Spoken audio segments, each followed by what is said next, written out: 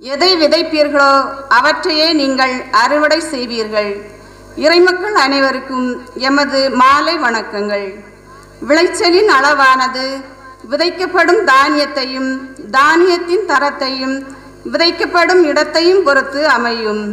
அதுபோல நாம் நம்முடைய தரமான, இனிமையான, ஆக்கப்பூர்வமான, அறிவுபூர்வமான, ஆன்மீக உணர்வுகளுடன் கூடிய சொற்களால் மட்டுமே மற்றவர்களின் எண்ணங்களை செம்மைப்படுத்த முடியும். எனவே நல்ல சொற்களை விதைத்து நல்ல பலனை பெறுவோம் என்ற சிந்தனையின் அடிப்படையில் தானியங்களை கையில் ஏந்தி பவனியாக வருகின்றனர் அன்பிய ஒருங்கிணைத்தார் மற்றும் அனைத்து அன்பிய இறைமக்கள். அனைவரும் எழுந்து பாடலை பாடிய வண்ணம் பலியில் இணைவோம்.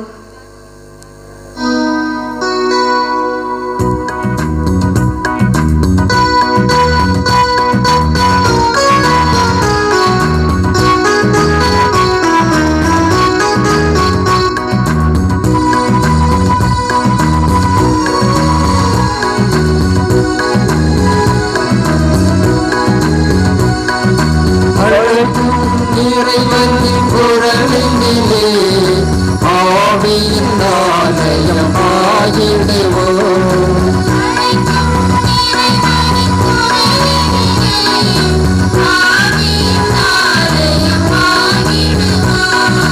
ஆண்டவர் இயேசுவின் சாட்சிகளாய்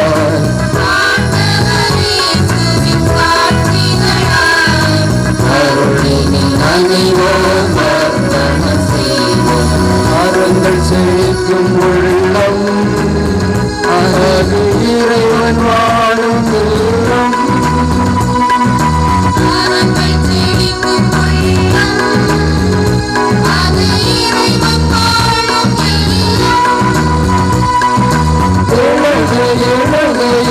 குலமே விரைக விரைக இறை பதமே.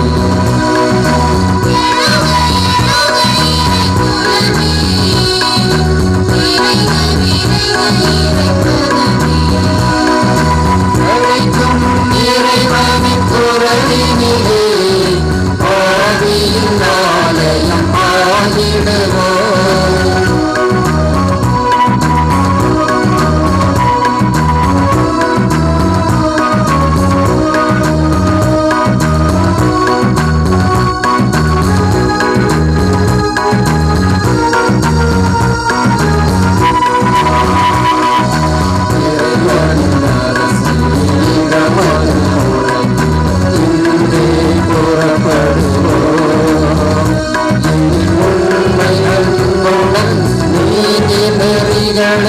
உலகினில் மலர செய்வோம்.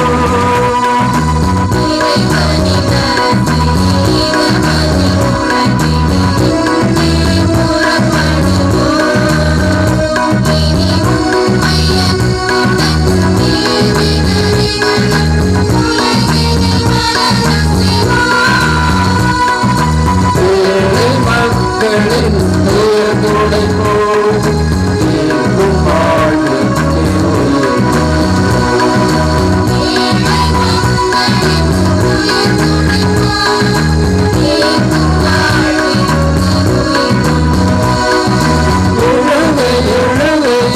குலமே விரைக விரைக இறை பதமே.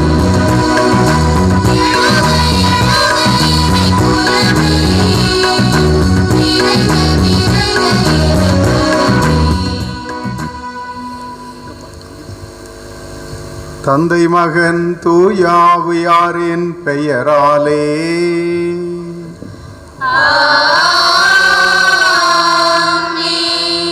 நம் ஆண்டவராகிய இயேசு கிறிஸ்துவின் அருளும் கடவுளின் அன்பும் தூயாவியாரின் நட்புறம் உங்கள் அனைவரோடும் இருப்பதாக. ஆன்மாவோடும்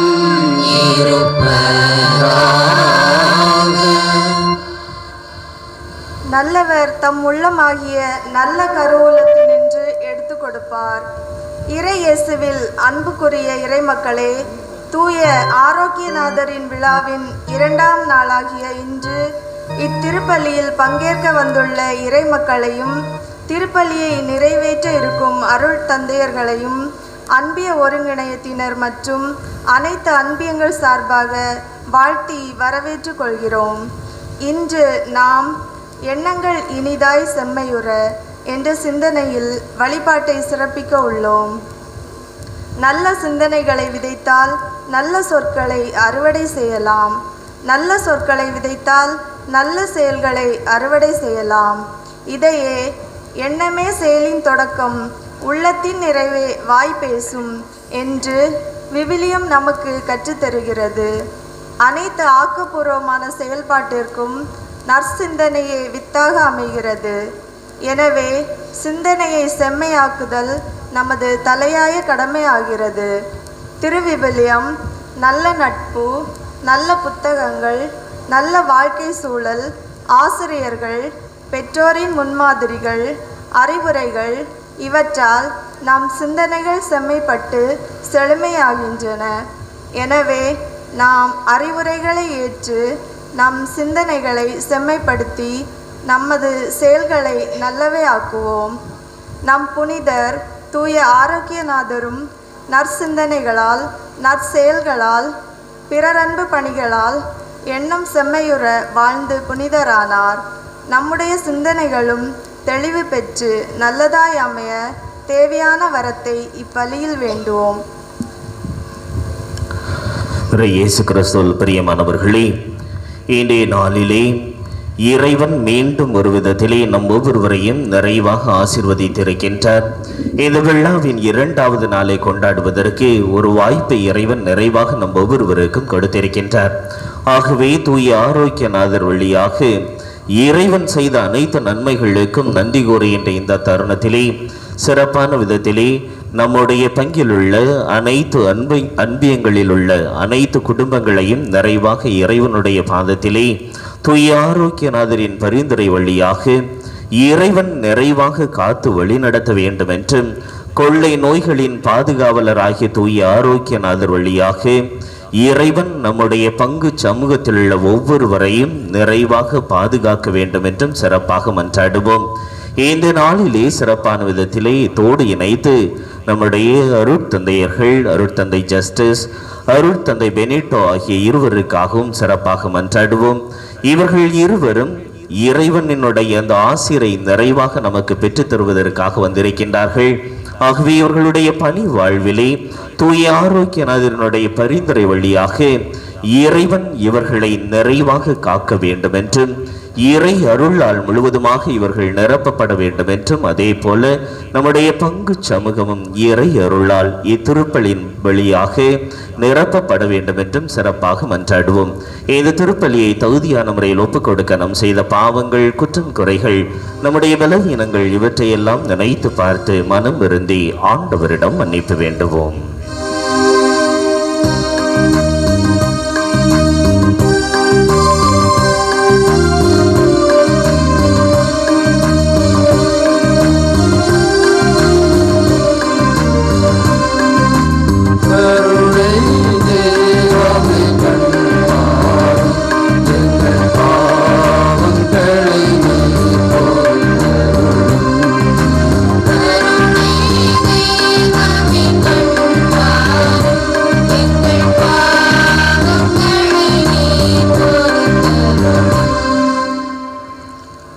சாய்வதற்குள் உங்கள் சினம் தனியட்டும் என்று அறிவுரை நல்கிய இறைவா, எங்கள் சகோதரர் எங்களுக்கு செய்த சிறிய தவறுகளை கூட மன்னிக்க மறந்து அவர்களோடு மனத்தாங்கல் கொண்டு வாழ்கிறோம்.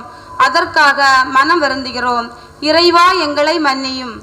கருணை தெய்வமே கண்பாரும் எங்கள் பாவங்களை நீர் அருள் வளர்ச்சிக்கேற்ற நல்ல வார்த்தைகளை பேசுங்கள் என்று இன்சொல் பேச பணித்த இறைவா, எங்களின் கடுமையான பேச்சுக்களாலும் குற்றச்சாட்டுகளாலும் பிறர் மனதை புண்படுத்தியுள்ளோம். அதற்காக மனம் வருந்துகிறோம். இறைவா, எங்களை மன்னியும். கருணை தெய்வமே கண்பாரும்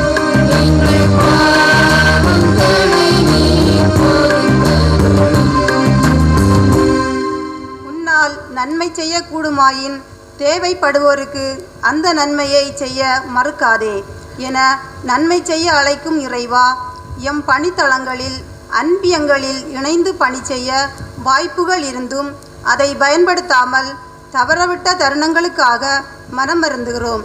இறைவா, எங்களை மன்னியும்.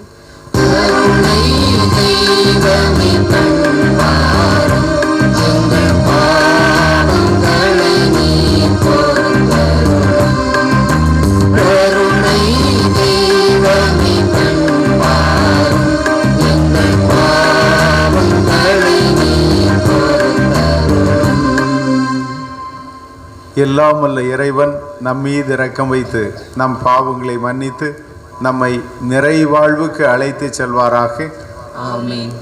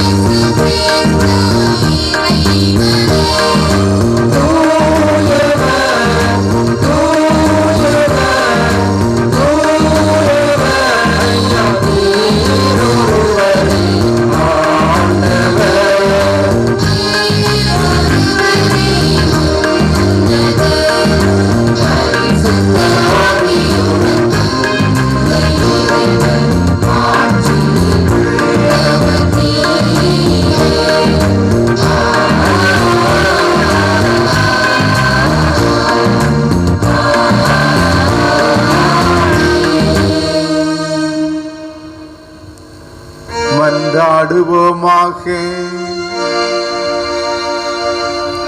என்றுமுள்ள எல்லாம் அல்ல இறைவா,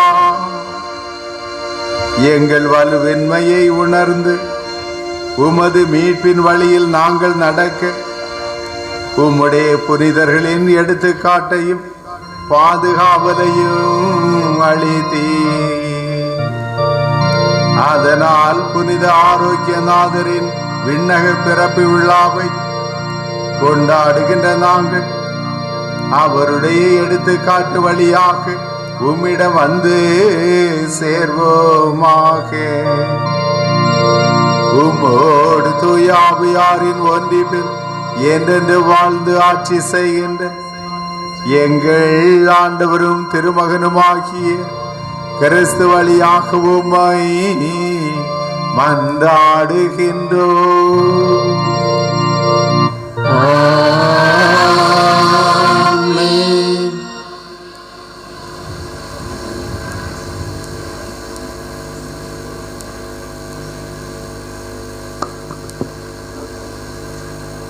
நீதியின் பொருட்டு துன்புறுத்தப்படுவோர் பெயர் பெற்றோர், ஏனெனில் விண்ணரசு அவர்களுக்குரியது என்ற இறைவார்த்தைக்கேற்ப ஆண்டவரின் பணியை அர்ப்பணத்தோடும் நீதியோடும் நேர்மையோடும் இனிதாய் பணியாற்றி வரும் அருட்பணி சகாய ஜஸ்டிஸ் அவர்களை அன்பு என்னும் ஒளியேற்ற அன்புடன் அழைக்கின்றோம்.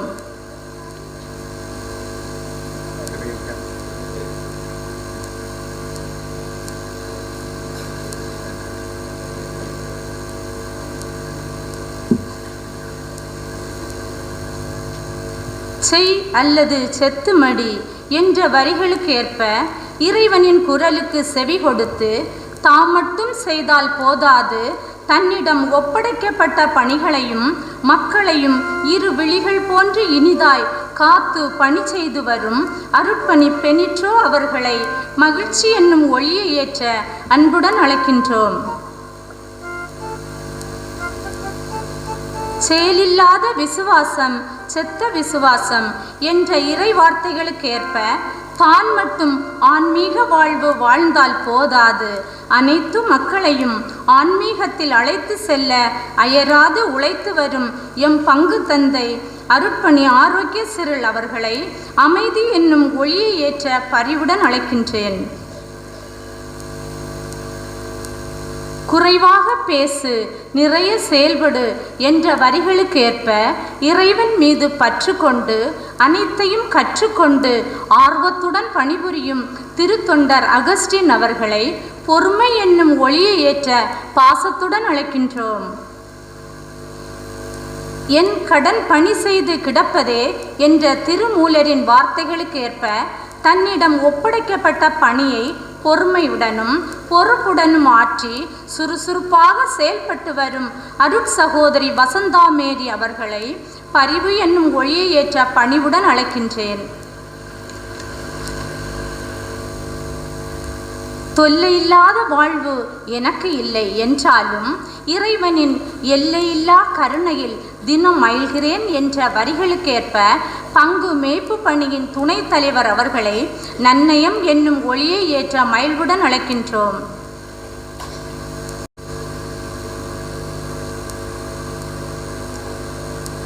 எத்துணை நன்று எத்துணை நன்று அத்தனை பேரும் ஒன்றி வாழ்வது என்பதற்கேற்ப அனைத்து அன்பியங்களையும் ஒருங்கிணைத்து சிறப்பாக செயல்பட ஊக்கமூட்டி வரும் அன்பிய ஒருங்கிணைய தலைவி அவர்களை நம்பிக்கை என்னும் ஒளியை ஏற்ற சாந்தமுடன் அழைக்கின்றோம்.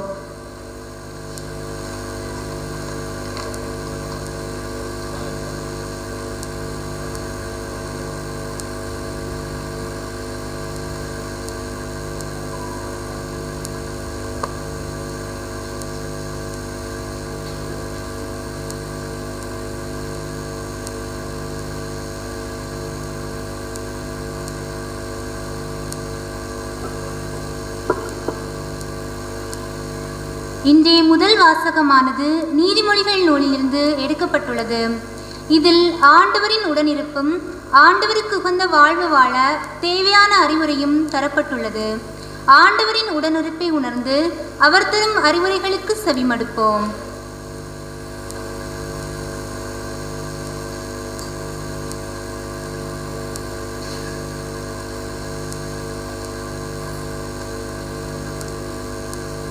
நீதிமொழிகள் நூலிலிருந்து வாசகம்.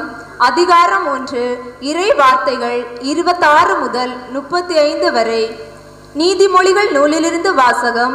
அதிகாரம் 1, இறை வார்த்தைகள் 26 முதல் 35 வரை. ஆண்டவர் உனக்கு பக்கத்துணையாயிருப்பார். உன் கால் கண்ணில் சிக்காதபடி உன்னை காப்பார்.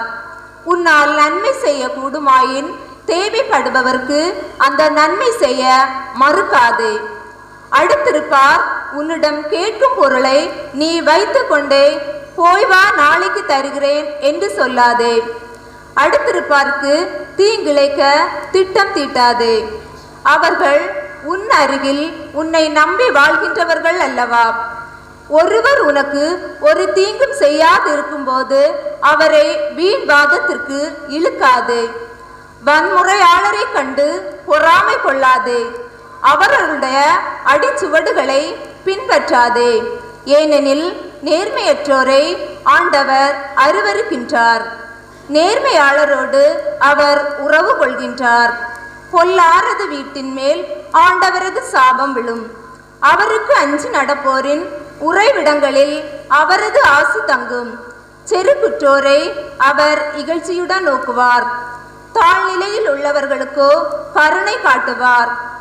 ஞானம் உள்ளவர்கள் தங்களுடைய நன்மதிப்பை பெறுவார்கள். அறிவிலிகளோ இகழப்படுவார்கள். ஆண்டவர் வழங்கும் அருள்வாக்கு.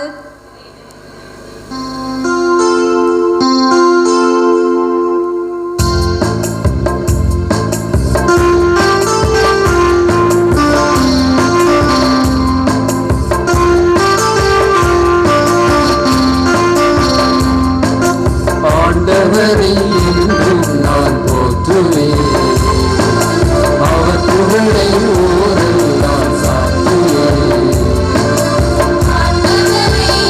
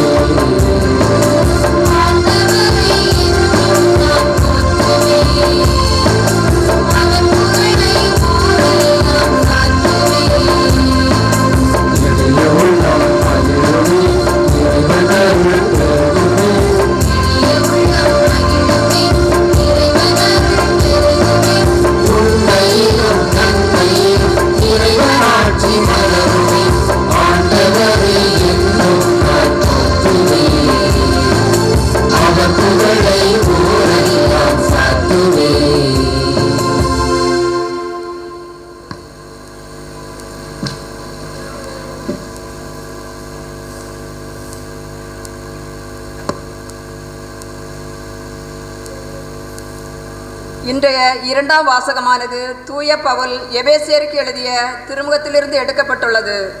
இதில் கிறிஸ்துவில் புதுவாழ்வு வாழ தேவையான வழிமுறைகளை தூய பவுல் விளக்குகிறார். அவரின் அறிவுரைகளை கேட்டு உள்ள எண்ணங்களை இனிதாக்கி புதுவாழ்வு வாழ நாம் இதே கதவுகளை திறப்போம்.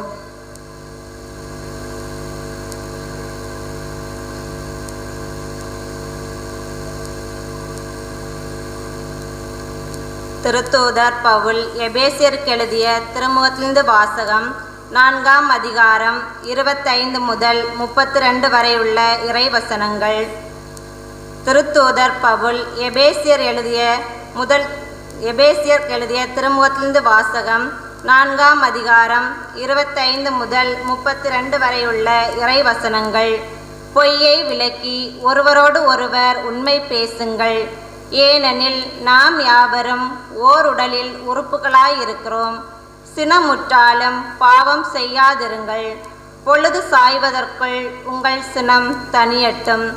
அழுகைக்கு இடம் கொடாதீர்கள். திருடர் இனி திருடாமல் இருக்கட்டும். மாறாக தேவையில் உழல்வோருக்கு பகிர்ந்து கொடுக்க தங்களிடம் பொருள் இருக்கும் வகையில் தாங்களே தங்கள் கைகளால் நேர்மையோடு பாடுபட்டு உழைக்கட்டும். கெட்ட வார்த்தை எதுவும் உங்கள் வாய் நின்று வரக்கூடாது. கேட்போர் பயனடையும்படி தேவைக்கு ஏற்றவாறு அருள் வளர்ச்சிக்கேற்ற நல்ல வார்த்தைகளையே பேசுங்கள். கடவுளின் தூய ஆவியாருக்கு துயரம் வருவிக்காதீர்கள். மீட்பு நாளை முன்னிட்டு உங்கள் மீது பொறிக்கப்பட்ட முத்திரையாக அவர் இருக்கிறார். மனக்கசப்பு, சீற்றம், சினம், கூச்சல், பழிச்சொல் எல்லாவற்றையும் தீமை அனைத்தையும் உங்களை விட்டு நீக்குங்கள். ஒருவருக்கொருவர் நன்மை செய்து பரிவு காட்டுங்கள். கடவுள் உங்களை கிறிஸ்து வழியாக மன்னித்தது போல நீங்களும் ஒருவர் ஒருவரை மன்னியுங்கள். இது ஆண்டவர் வழங்கும் அருள்வாக்கு.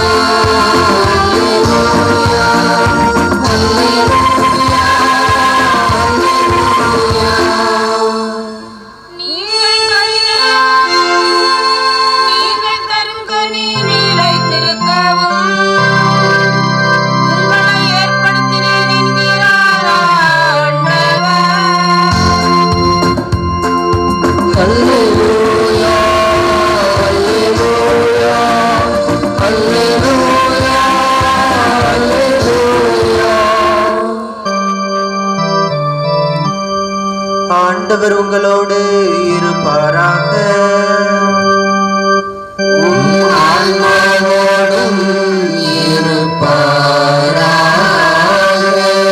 புனித லூக்கா எழுதிய நற்செய்தியிலிருந்து வாசகம். ஆண்டவரே மாட்சி உமக்கே.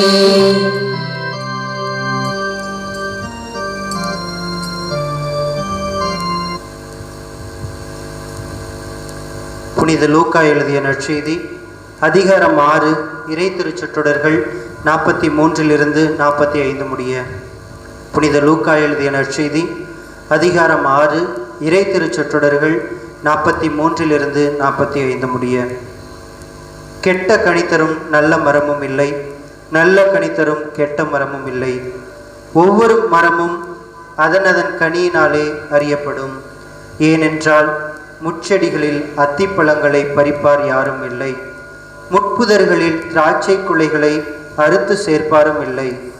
நல்லவர் தம் உள்ளமாகிய நல்ல கருவூலத்திலிருந்து நல்லவற்றை எடுத்து கொடுப்பர். தீயவரோ தீயத்தினின்று தீயவற்றை எடுத்துக் கொடுப்பர்.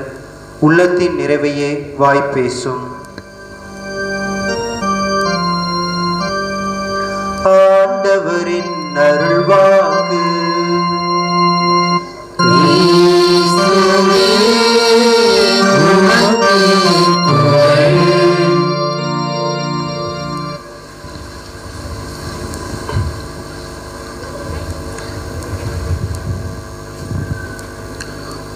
ஒவ்வொரு மரமும் அதனதன் கனியாலே அறியப்படும். ஒவ்வொரு மரமும் அதனதன் கனியாலே அறியப்படும். இயேசுவில் பாசத்துக்குரிய பட்டறிவிளை இறை சமூகமே, தூய் ஆரோக்கியநாதருடைய விழாவை மகிழ்ச்சியோடு கொண்டாடுகின்ற இந்த 2ஆம் நாளாகிய இன்று உங்கள் அனைவருக்குமே விழா வாழ்த்துக்களை தெரிவித்துக் கொள்வதில்லை மற்றற்ற மகிழ்ச்சி. தூய ஆரோக்கியநாதருடைய பராமரிப்பும் பாதுகாப்பும் எந்நாளும் உங்களுக்கு கிடைக்கப்பெறவும், கொள்ளை நோய்களிலிருந்து நாம் தப்புவிப்பதற்காக தூய ஆரோக்கியநாதர் தொடர்ந்து நமக்காக பரிந்து பேசுவார் என்ற நம்பிக்கையுடனும் தொடர்ந்து உங்களுக்காக நாங்களும் ஜெபிக்கின்றோம். எண்ணம் இனிதாய் சும்மையுற என்பதுதான் இன்றைய நாளினுடைய மைய சிந்தனை. தன்னுடைய பணி வாழ்வினுடைய ஒரு கட்டத்தில் இயேசு தன்னுடைய சீடரிடத்திலே கேட்கிறார், மக்கள் என்னை யார் என்று சொல்கிறார்கள்? ஒவ்வொருத்தரும் ஒவ்வொரு பதில சொல்றாங்க. சிலர் எலியா என்று சொல்கிறார்கள், திருமுழுக்கு யோவான் என்று சொல்கிறார்கள், இப்படியாக ஒவ்வொரு விதமான பதில்களை சொல்கிறார்கள்.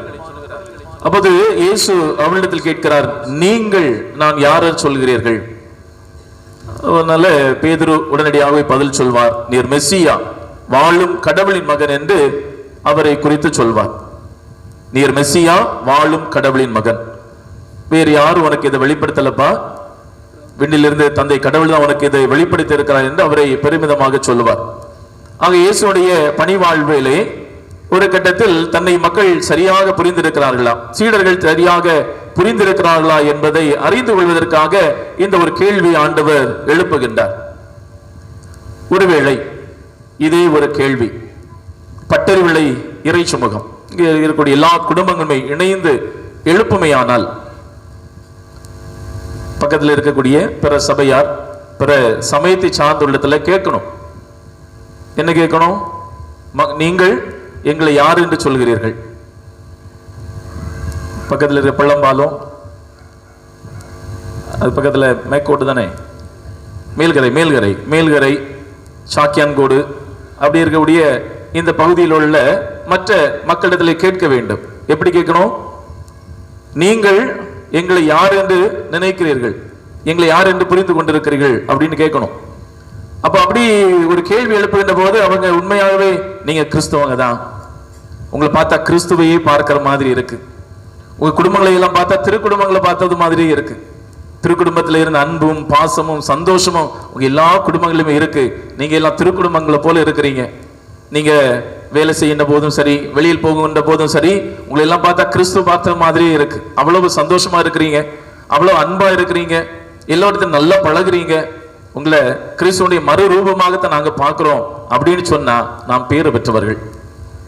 அப்படி இல்லை, எங்களை விட மோசமா இருக்கிறீங்க, உங்களுள்ளே ஒரு உறவும் கிடையாது, ஒட்டும் கிடையாது, எங்களை விடவும் மேல நீங்க சண்டை போட்டுட்டு இருக்கிறீங்க, அன்பின்னு சொல்றீங்க, சண்டை தான் போடுறீங்க, அங்க ஒரு அன்பு இல்லை, ஆனா அன்பியம்னு பேரு.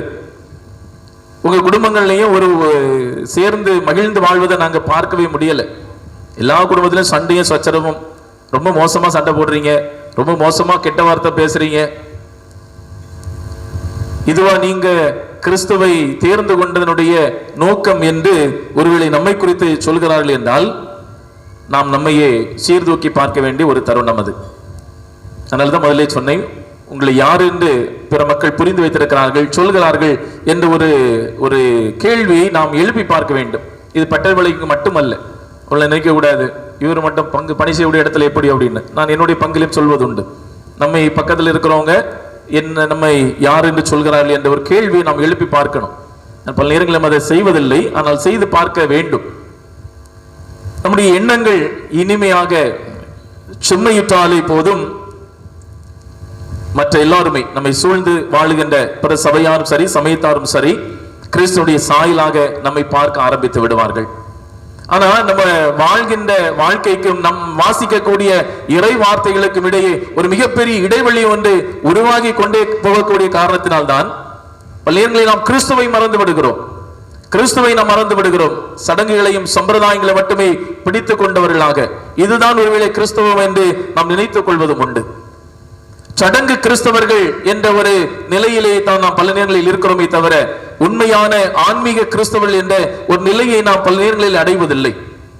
இறைவார்த்தையை வாசிப்போம், திருப்பலிகளிலே பங்கெடுப்போம், திருவள்ளுவங்களிலே பங்கெடுப்போம், எல்லாத்தையும் நல்லா செய்வோம். வீட்டுக்கு போனா கணவன் மனைவியிடையே சண்டைகளும் பிற பக்கத்தில் இருக்கக்கூடியவங்களோட சண்டைகள், சச்சரவுகள், ஒரு உறவும் இருக்காது. ஆனா ஆலயத்துக்கு செய்ய வேண்டிய கடமைகளை மிகச் சிறப்பாகவே செய்வோம்.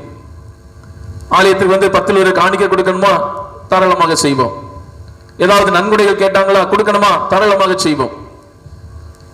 அன்பியத்துல ஏதாவது ஒரு நன்கொடை காணிக்கை கேட்டா தாராளமாக செய்வோம். எல்லாவற்றையும் தாராளமாக செய்து விடுவோம். சடங்கு கிறிஸ்தவர்கள். ஆனால் நமக்கு அருகாமையில் வாழ்கின்ற நம்முடைய உறவுகள், சகோதர சகோதரிகளோடு நல்ல உறவை வைத்திருக்கிறோமா, பேசாம இருக்கக்கூடிய உறவுகளோடு மறுபடியும் பேசுவதற்கான ஒரு வாய்ப்பினை உருவாக்குமா என்று கேட்டால் இருக்காது. ஆண்டவர் இயேசு கற்றுத்தந்த ஜெபத்துல பகுதிக்கு மேல ஒரு வாட்டி சொல்லுவோமா, பாதிக்கு மேல, என்ன குறுகிய நேரம் இருப்பதனால பாதி சொல்ல வேண்டாம், நமக்கு புரிஞ்சுக்கும். பாதிக்கு மேல சொல்லுங்க பாப்பா. எங்களுடைய அன்றாட உணவை இன்று எங்களுக்கு தாரும். கிடைக்கும். ஒருவேளை பட்டறி விலையில சாப்பாட்டுக்கு கஷ்டப்படக்கூடிய குடும்பங்கள் என்று எதுவும் இருப்பதாக எனக்கு தெரியல, வாய்ப்பில்லை. உங்க பங்கு தந்தை சொல்றாரு வாய்ப்பே இல்லை ராசா அப்படிங்கிறாரு. உண்மைதான். அடுத்தது எங்களுக்கு எதிராக குற்றம் செய்வோரை நாங்கள் மன்னிப்பது போல அடுத்தது எங்கள் குற்றங்களையும் மன்னியும். நாம மன்னிக்கிறது உண்டா? ஆனா கோயில் கரெக்டா சொல்லுவோம். இப்ப பூசை இப்ப தொடங்கி இருக்குது. நற்கருணை வழிபாடு தொடங்கின உடனே ஃபாதர் சொல்லுவாங்க, மீட்பெரும் கட்டளையால் கற்பிக்கப்பட்டு இறை படிப்பினையால் பயிற்சி பெற்று நாம் இணைந்து ஜெபிப்போம்னு சொன்னோடனே நல்ல கோரஸா சொல்லுவோம், எங்களுக்கு எதிராக குற்றம் செய்வோரை நாங்கள் மன்னிப்பது போல எங்கள் குற்றங்களையும் மன்னியும் அப்படின்னு சொல்லுவோம். ஆனா மன்னிச்சிருக்கிறோமா? எத்தனை பேர் இடத்துல நம்ம போய் மறுபடியும் நம்முடைய இந்த உறவை புதுப்பித்திருக்கிறோம்? மிகப்பெரிய கேள்விக்குறியாக இருக்கும் அது. ஆனா ஜெபத்துல அழகாக சொல்லிடுவோம். இன்னைக்கு தொடக்கத்துல மன்னிப்பு வழிபாடு வச்சுட்டாங்க. 3 பேர் இந்த மன்னிப்புக்கான அந்த ஜெபங்களை மட்டும் சொல்லிட்டு போயிட்டாங்க. நாங்க அதுக்காக தவறு செய்கிறோம், மன வருத்தம் அடைகிறோம் அப்படின்னு. வழக்கமாகவே இது இல்லாம வரும்போது நம்முடைய தவறுகளுக்காக மனம் வருந்தி மன்னிப்பு வேண்டுவோம் அப்படின்னு ஒரு பகுதி நமக்கு இருக்கு, வழிபாட்டில் இருக்கு. அப்படி ஒரு பகுதியில் வந்த உடனே நம்ம எல்லாருமே கோரஸாக சொல்ல ஆரம்பிச்சிடும், என்ன? எல்லாம் அல்ல இறைவனிடமும். அடுத்தது சகோதர சகோதரிகள், பக்கத்தில் இருக்கிறவங்க, அது வேற யாரும் இல்லை. சகோதர சகோதரிகள் என்ன அங்க மேல்கரையிலயோ சாக்கியான்கோட்ல இருக்கிறவங்க இல்லை, பக்கத்தில் இருக்கிறவங்க தான். சகோதர சகோதரிகளை உங்களிடமும் பக்கத்தில் இருக்கிறவங்களிடமும் நான் பாவி என்று ஏற்றுக்கொள்கிறேன். இது இங்க மட்டும்தான் நடக்கும், கோயிலுக்குள்ள மட்டும்தான் நடக்கும். வெளியில போய் ஒரு தவறு நம்ம செய்துட்டோம் அப்படின்னா, நான் தவறு செய்தேன் அப்படின்னு சொல்லுவோமா? மனசார சொல்லுங்க, ஆமா நான் தான் தவறு செய்தேன், இந்த தவறு என்னுடையதான் அப்படின்னு சொல்ற மனம் வருமா?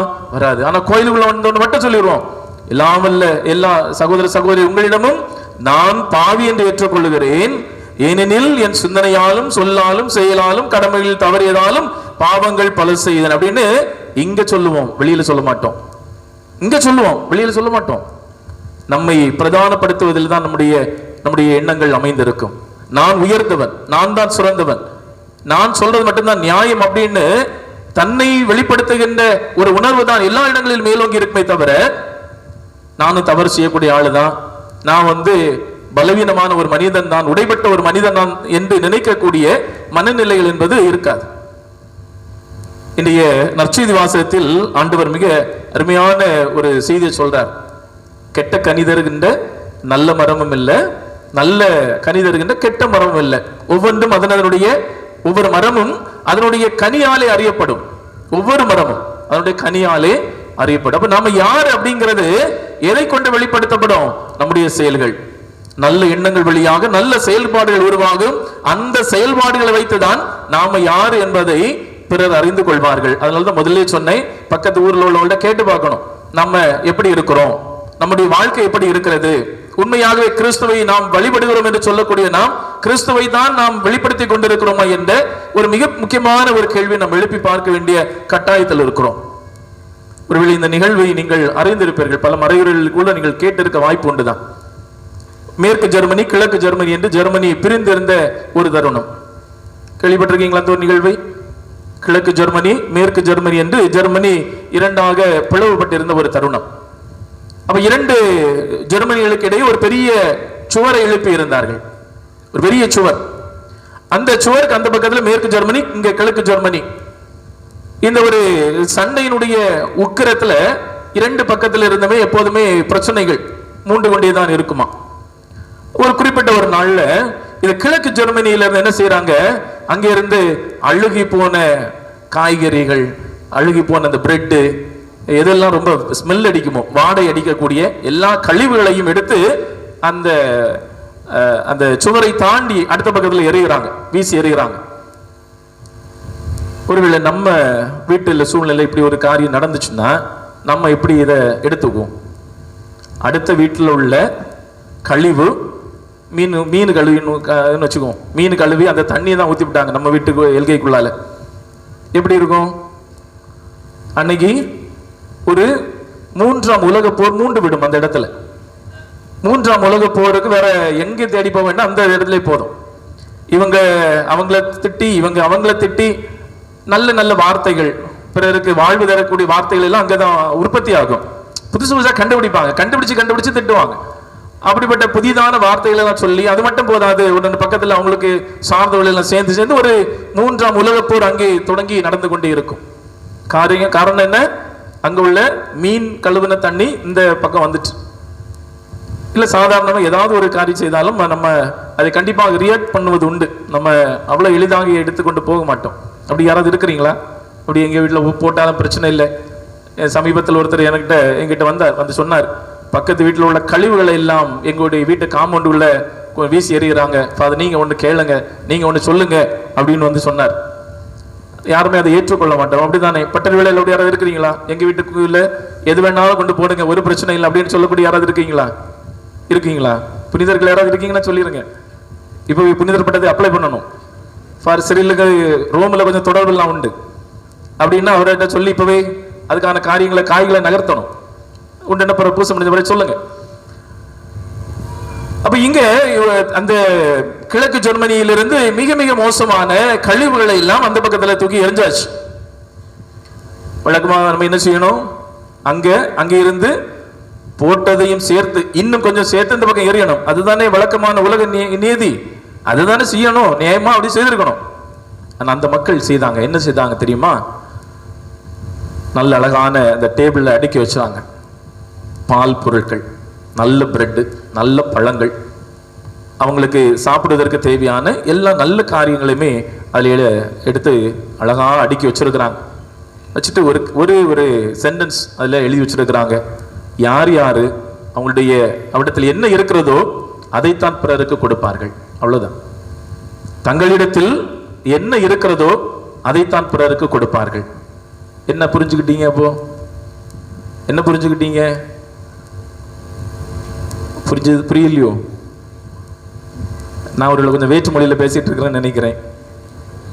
என்னுடைய தமிழ் கொஞ்சம் மோசமா தான் இருக்குன்னு நினைக்கிறேன், இல்லையா? இல்லை, புரியுது. தங்களிடத்தில் இருக்கக்கூடியதை பிறருக்கு கொடுப்பார்கள். அதனால் இன்னைக்கு ஆண்டவர் சொல்றார் இல்லையா, ஒவ்வொரு மரமும் அதனுடைய கனியாலே அறியப்படும், தம் உள்ளமாகிய நல்ல கருவூலத்திலிருந்து நல்லவற்றை எடுத்து கொடுப்பார். மேற்கு ஜெர்மனிக்காரங்க தங்களுடைய உள்ளத்திலிருந்து நல்லவற்றை அவர்களுக்கு எடுத்து கொடுத்தாங்க. கிழக்கு ஜெர்மனிக்காரங்க அங்க கழிவுகளும் அசிங்கங்களும் தான் இருந்தது, அதைத்தான் எடுத்து கொடுத்தார்கள். ஆனா இப்படி சொன்ன பிறகு கிழக்கு ஜெர்மனியிலிருந்து இன்னொரு முறை அப்படி ஒரு காரியம் நடக்கும் அப்படின்னு நினைக்கிறீங்களா? நடக்காது. ஏன்னா அழகான ஒரு செய்தியை சொல்லிட்டாங்க, உள்ளத்துல என்ன இருக்கோ அதைத்தான் நீங்க கொடுப்பீங்க. உங்க உள்ளத்துல கசடு இருக்கு அப்படின்னா நீங்க அதைத்தான் பிறருக்கு கொடுப்பீங்க. உள்ளத்தில் அன்பு இருந்தால் அதை பிறருக்கு கொடுப்பீர்கள். மிக சாதுரியமாக ஒரு பதிலை அவர்களுக்கு கொடுத்து விட்டார்கள். இத்தகைய மனநிலைகள் தான் இன்று நம்முடைய பங்குத்தளங்களிலும் அதிகமாக தேவையாக இருக்கிறது. அதிகமான தேவையாக இருக்கக்கூடிய இந்த இத்தகைய ஒரு மனநிலை தான். பழைய ஏற்பாட்டுல சவுல் தாவீது அப்படின்னு 2 பேரை கேள்விப்பட்டிருப்பீங்க. கேள்விப்பட்டிருக்கீங்க தானே? தம்பிகள், செல்ல தம்பிகள், விளையாடி கொண்டிருக்கக்கூடிய அன்பு தம்பிகள். இல்ல, நானும் சின்ன வயசுல இப்படிதான் முன்னால இருந்து விளையாடின ஆட்கள் தான். அதனால கோவப்படுறதுக்கு ஒண்ணுமே இல்லை. சவுல் தாவீது 2 பேரும் பெலிஸ்திய படையில கோலியாத் என்ற ஒரு மாமனிதரை வெற்றி கொண்டது யாரு? தாவீது. அப்படிதானே? தாவீது. அப்ப தாவீதுடைய புகழ் என்பது அங்கே பெருகி கொண்டிருக்கிறது. ஒரு போர்ல தாவீது வெற்றி பெற்று திரும்பி வருகின்ற போது மக்கள் எல்லாருமே புகழ ஆரம்பிக்கிறார்கள். எப்படி புகழ்றாங்க? எப்படி புகழ்வாங்க?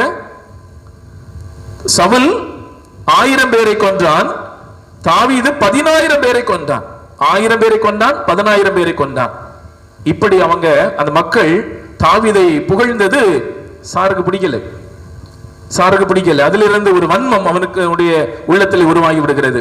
இவன் ஒருவேளை பின்னால நம்முடைய அரசாட்சிக்கு இவன் பாதகமாக வந்து விடுவானோ என்று அப்போதே அவன் மீது ஒரு விதமான வன்மம் அவனுக்குள்ளாக எழும்ப ஆரம்பித்து விடுகிறது. 2 முறை அந்த அவனுடைய அரண்மனையில் வச்சு ஈட்டியால் அவனை குத்துவதற்கு முயற்சிக்கிறான். ஆனால் தெய்வாதீனமாக தெய்வத்துடைய ஆசிரியர் தாவீதுக்கு நிரம்ப இருந்ததால் அவன் தப்பித்துக் கொள்கிறான். ஒரு கட்டத்துல அவனை தன்னுடைய மருமகனாக்கி பழிதீர்த்துக் கொள்ளலாம் என்று விரும்புகின்றான். அதற்காக அவன் கேட்கக்கூடிய பரிசு என்ன? பெலிஸ்தியருடைய 100 நுனித்தோள்களை நீ எனக்கு கொடுக்கணும். இதுதான். அவன் 100 கேட்கிறான். இவன் 200 நுனித்தோள்களை கொண்டு வந்து கொடுத்து அவனுடைய மருமகனாகவும் மாறிக்கொள்கிறான். சரி, இனியாவது பிரச்சனை இல்லாம போயிடும் அப்படின்னு பார்த்தா இன்னும் பிரச்சனைகள் கூடிக்கொண்டுதான் இருக்கிறது. சவுலுக்கு தாவீதை பிடிக்கவே இல்லை. எப்படியாவது அவனை கொண்டுவிட வேண்டும் என்று பல விதங்களிலே முயற்சி கொண்டே இருக்கிறான். ஆட்களை அனுப்பி கொண்டிருக்கிறான். ஆனா பாருங்க, இதுல நான் ஒரு ட்விஸ்ட பாருங்க. ஒரு குகையில தாவீது ஒளிந்து கொண்டிருக்கிறான். அந்த ஒரு குகைக்குள்ளாக சவுல் போக வேண்டிய ஒரு சூழ்நிலை வருகிறது. அப்ப தாவீதுக்கு கூட இருக்கிறவங்க சொல்றாங்க, நான் வந்து மாட்டிய சாளு, உண்மை கொல்ல தேடுகிறவனை கடவுள் உம்மிடத்தில் ஒப்படைத்திருக்கிறார், என்ன வேணுமானாலும் செய்யலாம், அவனை இப்போதே கொண்டு பழிதீர்த்துக்கொள் என்று கூட இருக்கிறவங்க தாவீது இடத்துல சொல்றாங்க. ஆனா தாவீது அருமையான பதில சொல்வான், ஆண்டவரால் திருப்பொழிவு செய்யப்பட்டவர் மீது நான் கை வைக்க கூடாது. ஆண்டவரால் திருப்பொழிவு செய்யப்பட்டவர் மீது நான் கை வைத்தலாகாது. அதனால அவரை போக விடுங்கள் என்று தன்னிடத்தில் இருந்தவிடத்தை சொல்லி அவருடைய அந்த மேலாடையுடைய ஒரு தொங்கலை மட்டுமே அறுத்து அவர் மறுபடியும் திரும்பி போகும்போது சவுலை கூப்பிட்டு சொல்லுவாரு, உண்மை என்னிடத்தில் ஆண்டவர் ஒப்படைத்தார். இந்த குகைக்குள்ள உண்மை என்னிடத்திலே ஆண்டவர் ஒப்படைத்தார். கூட இருக்கிறவங்க சொன்னாங்க பழி தீர்த்துக்கொள் என்று சொன்னார்கள். ஆனால் ஆண்டவரால் திருப்பொழிவு செய்யப்பட்டவர் மீது கை வைக்க கூடாது என்று நான் தான் அறிவுறுத்தினேன். உம்மீது எந்த காரியமும் செய்யக்கூடாது என்று என்னோடு கூட வந்தவர்களுக்கு அறிவுறுத்தினேன். நான் எப்போதாவது உமக்கு எதிராக எழுந்திருக்கிறேனா? ஏன் என்னை குறித்து இவ்வளவு வன்மம் கொண்டிருக்கிறீர் என்று சவுலிடத்திலே தாவீது கேட்பார்.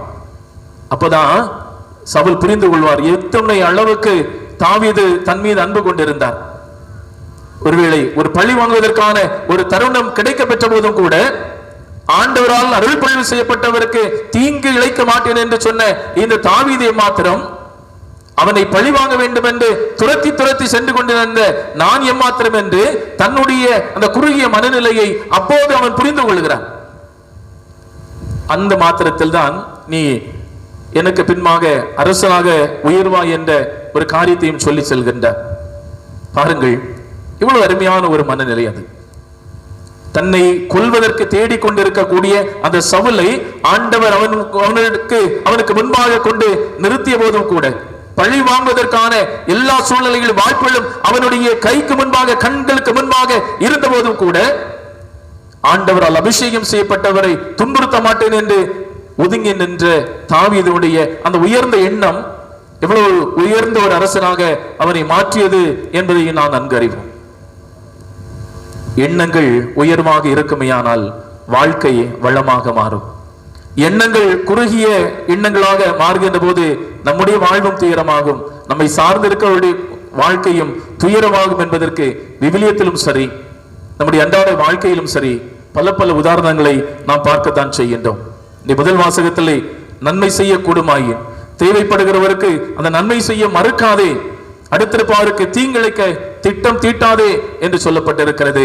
அடுத்திருப்பவருக்கு தீங்கு செய்ய திட்டமிட்ட சவுல் கூட ஒரு கட்டத்திலே மனமாற்றம் அடைந்த ஒரு நிகழ்வையும் நாம் சாமுவேல் முதல் நூலிலே வாசிக்கின்றோம். அன்புக்குரியவர்களே, நம்முடைய எண்ணங்கள் எப்போதுமே உயர்ந்த எண்ணங்களாக சிறந்த எண்ணங்களாக மாறுகின்ற போது நாம் கடவுளுடைய ஆசீர்வாதத்தினுடைய அடையாளங்களாக, பிறருக்கு கடவுளுடைய ஆசிரியர்களை கொண்டு சேர்க்கக்கூடியவர்களாக, கருவிகளாக, கொடைகளாக நாம் மாறுகிறோம் என்பதுதான் நம்முடைய வாழ்வினுடைய யதார்த்தமாக இருக்கின்றது. ஒரு பங்கு தளத்திலே ஜெனரேட்டர் வசதி என்பது புதிதாக ஏற்படுத்தப்பட்டது. பல ஆண்டுகளுக்கு முன்பாக ஜெனரேட்டர் வசதி இப்போ இருக்கிற மாதிரி இந்த சவுண்ட் ப்ரூஃப் அல்ல. பழைய காலத்துல டப்பு டப்பு டப்புன்னு கொடூரமாக சத்தம் போடக்கூடிய அந்த ஜெனரேட்டர் வசதி, அந்த ஜெனரேட்டர் வசதி என்பது ஏற்படுத்தப்பட்டது இந்த ஆலய வளாகத்தில் தான். ஒரு வெள்ளந்தை தான் ஆலய வளாகம் அப்படின்னு வச்சுக்கோங்க, இந்த கேம்பஸுடைய கடைசி. அதுக்கு அடுத்தாப்புல இன்னொரு வீடு இருக்கிறது. ஒரு பாவப்பட்ட ஒரு ரொம்ப எளிமையான ஒரு ஏழையினுடைய ஒரு வீடு, ரொம்ப சின்ன ஒரு வீடு தான். இந்த ஆலயத்திலிருந்து அந்த புகைப்போக்கியை ஏற்பாடு செய்யும் போது அந்த வீட்டை நோக்கி தூக்கி இப்படி கொண்டு வச்சிருக்கிறான். ஒரு நல்ல ஜெனரேட்டர் தான், பெரிய ஜெனரேட்டர். அந்த பெரிய ஜெனரேட்டருடைய புகைப்போக்கி என்பது அந்த வீட்டை பார்த்து அமைக்கப்பட்டிருக்கிறது. அப்ப அந்த வீட்டில் உள்ளவங்க பங்குசாமியிட்ட வந்து சொல்றாங்க, முதல்ல பங்குசாமியிட்ட இல்லை, முதல்ல பங்கு பேரவை துணைத் தலைவர்கிட்ட போய் சொல்றாங்க, ஐயா நீங்க ஜெனரேட்டர் எல்லாம் வாங்கியிருக்கீங்க, நல்லதுதான், நம்ம கோயிலுக்கு தேவைதான். ஆனா இந்த புகைப்போக்கி என்பது எங்க வீட்டை நோக்கி வச்சிருக்கீங்க, இந்த புகைப்போக்கி எங்க வீட்டை நோக்கி வச்சிருக்கிறதுனால அதில் போடக்கூடிய அந்த சத்தத்தினால எங்க வீடு ரொம்ப அதிருது, எங்க வீடு ரொம்ப பாழடைந்த ரொம்ப பரிதாபமான நிலையில இருக்கு எங்க வீடு. ஆனா அதனால அந்த அந்த புகைப்போக்கியை கொஞ்சம் மாற்றி நீங்க வேறு பக்கமா வச்சீங்கன்னா எங்க வீடுக்கு நல்லா இருக்கும், அதனால தயவு செய்து அதை மாற்றிடுங்க, மாற்றி வேறு பக்கமாக வைங்க அப்படின்னு சொன்ன நேரத்துல அந்த துணைத் தலைவர் சொன்னாரு, வச்சது தான், நாங்க உன் சொத்துல ஒன்றும் கொண்டு வைக்கல, நாங்க எங்க சொத்துலையாக வச்சிருக்கோம், அதனால உன் சுவாலியை பார்த்துட்டு போ, இவ்வளவுதான் செய்ய முடியும். அங்க என்ன நடந்தாலும் எங்களுக்கு கவலை இல்லை, எங்களுக்கு புகையை எங்கேயாவது அடிச்சு விடணும், அதனால நாங்க அங்கதான் வச்சிருக்கிறோம், அங்கதான் வைப்போம், ஒரு நாள் ஆக முடிஞ்சதை பாரு சொல்லி அனுப்பி விட்டாச்சு. எப்படிப்பட்ட ஒரு மனநிலை பாருங்கள். ஒரு ஆலயத்துல நடக்கக்கூடிய ஒரு காரியம் இது, ஒரு ஆலய நிர்வாகம் செய்யக்கூடிய ஒரு காரியம் இது. ஆனால் சில காலங்களில் அப்புறம் அது சவுண்ட் ப்ரூஃபாக மாறி அந்த ஒரு பிரச்சனை முடிந்தது என்பது அது ரெண்டாவது ஒரு நிலவரம், அது ரெண்டாவது கதை அது. ஆனால் தொடக்கத்தில் அந்த அந்த பதில்களை பாருங்க. ஒரு பாவப்பட்ட ஒரு குடும்பம் அந்த ஜெனரேட்டர் வைக்கும்போது அதுலேருந்து வரக்கூடிய அந்த அதிர்வு அந்த குடும்பத்திற்கு அந்த வீட்டிற்கு பாதிப்பாக இருக்கும். அதனால இது நம்ம இடத்துக்குள்ள வச்சாலும் கூட அந்த குடும்பத்திற்கு பாதிப்பில்லாத அளவில் அதை வைக்கணும் அப்படிங்கிற எண்ணம் அந்த நிர்வாகத்துக்கு வரவே இல்லையே. சரி, அவங்க அது ஒரு கம்ப்ளைண்ட் அவங்க சொல்லும் போது கூட சரி நாங்க அதை நிவர்த்தி செய்யறோம், கவலைப்படாதீங்க, உங்க குடும்பத்துக்கு எந்த அல்ல வீட்டுக்கு எந்த பாதிப்பு இல்லாத மாதிரி நாங்க அதை கொஞ்சம் மாற்றி வைக்கிறோம் அப்படின்னு சொல்வதற்கு கூட மனம் இல்லையே. எவ்வளவு கேவலமாக எவ்வளவு மோசமாக அவங்கள சொல்ல முடியுமோ சொல்லி அவங்க மனதை வருத்தக்கூடிய அளவுக்கு ஒரு பதில்களை சொல்ல முடிகிறது என்றால் நிர்வாகத்தில் இருக்கிறதுக்கு தகுதியற்றவர்கள், அருகதையற்றவர்கள் என்பதுதான் அது உண்மை. பிறருக்கு வாழ்வு கொடுப்பதற்காக, அதுவும் நிறைவாக கொடுப்பதற்காக நான் வந்திருக்கிறேன் என்று ஆண்டவர் சொன்னார். ஆனா பல நேரங்களில் நம்முடைய அமைப்புகளும் சரி, அமைப்பில் இருக்கக்கூடியவங்களும் சரி, அல்ல தனிப்பட்ட மனிதர்களும் சரி, பிறருக்கு வாழ்வை கெடுக்கக்கூடியவர்களாக நாம் இருக்கிறோம். பல நேரங்களுடைய வார்த்தைகளும் அப்படித்தான் இருக்கிறது. புறங்கூறி திரிவது, மற்றவர்களை பற்றி இல்லாதது பொல்லாதது எல்லாம் பேசி திரிவது.